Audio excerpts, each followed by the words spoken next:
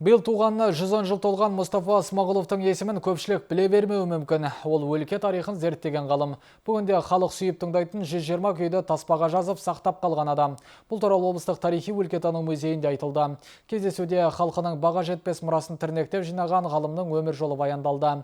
Шараға тарихшының ұрпағы Атыраудан арнайы келіп қатысты. Мұстафа Смағұлов өлке тарихын зерттеуші ғалым. Жәнібек ауданында дүниеге келген ол өзі туып өскен өңірдің тарихына қатысты деректерді тірнектеп жинады. Экспедицияларда айлап жылдап жүрген, естіп білген мәліметтерді тап тұйнақтай қағазға түсірген дейді бас қосқандар. Қазақтың тұңғыш басылымдарының бірі Қазақстан газеті туралы дерек жинап қалдырған. Алаш орданың атын атауға тыйым салынған уақытта Алаш партиясының үні болған. Ұран газетін түптеп жинаған. Шаңға бөккен қағаз сырынан үңіліп, көзі тірі ақсақалдардың қазынасын қаттаған. Баспасөз беттеріне 100-ге тарта ғылыми мақала жариялаған. Бүгінде бұл құнды құжаттар жергілікті өлкетанушылар үшін таптырмас тарихи дерекке айналды. Мұстафа Ағайдың мұрасын көп пайдаландық. Ұран газетін еш жерден таба алмадық. Ұран газетінің көшірмесін. Қазақстанда жоқ.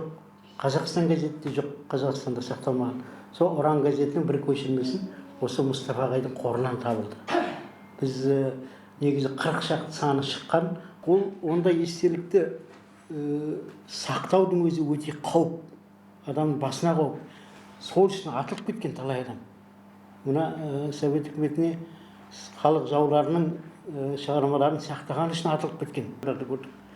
Сондықтан Мұстафа Ағайдың еңбегі деген ұшан теңіз. Ол кісіге өзінің лайықты бағасы берілмей жатыр. Музейдің Смағұлов қорында ұлт арыстары мен өзге де тарихи тұлғалар туралы деректер, архивтің материалдар, фотосуреттер, тіпті 120 күйдің пленкасы және Махамбет пен Дәлдің достығы туралы жазылып бітпеген романның қолжазбасы бар. Одан бөлек Мұстафа Смағұлов Махамбет Өтемісұлының 11 күйін жинақтап, жарыққа шығарған. Домбырасын тауып, Республикалық халық аспаптары музейіне тапсырған. Облыстық музейдің директоры Алматыға Смағұловтың барып қорындағы материалдардан өзімізге тиісті нәрселерді алып кел деп Алматыға жұмсады. Сол жаңағы 4 бөлме, 5 бөлменің іші қабырғалары толған архивтік жаңағы құжаттар, материалдар, фото көшірмелер.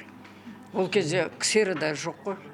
Фото көшірмелер жаңағы соның 3 дана жасайды екенде, бір данасын ғылым академиясын тапсырады, бір данасын өзіне алып қалады, бір данасын тағы сол музейлерге деп ағай жаңағы жинай берген. Соны бір апта отырдым, ананың ұшы-қиыры жоқ, ананы қарап тауысу мүмкін емес. Сол кездегі қалған нәрседен біз 5 қапшық нәрсені музейдің қорына алып келдік. Содан кейін 94 жылы семьясы келіп қорына шығып кетті. Бар ғұмырын осы жолда сарып еткен ғалым атақ абыройға құмар болмаған. Сондықтан өзі туралы мәлімет аз сақталыпты. Өмір дерегінде ақтаңдақ көп. Есімін көпшілік біле бермейді. Тағылымды шарада Атыраудан арнайы келген ұрпағы ризашылықтарын білдірді. Шетелде оқитын шөберелері сәлемдеме жолдады. Жасы 4-тен бастап мен Алматыда Мұстафа Ағайдың қасында тұрдым. Печатный машинкамен соғады. Біріне сондай ешкім кіргізбейді, отырады, сосын обедке шақырады, обед ішіп, ары қарай кешке дейін жалғастырады. Сосын Емратамен сөйлескенде айтады, 5-10 парақ жасамаса күнде печатный машинкамен, онда тоқтатпайды дейді. Сонда абсолютный слух болды. Музыканың айырмашылығын жақсы білген, қандай күй, қандай кім авторы, сон бәрін жақсы білген. Өлкетанушылар алдағы уақытта Мұстафа Смағұловтың қордағы еңбектерін жинақ етіп басу, қаланың бір көшесіне ғалымның есімін беру міндеті тұр дейді. Гүлден Аюпова, Рүстем Ишанов, Алихан Исқазиев, Ақжайық ақпарат.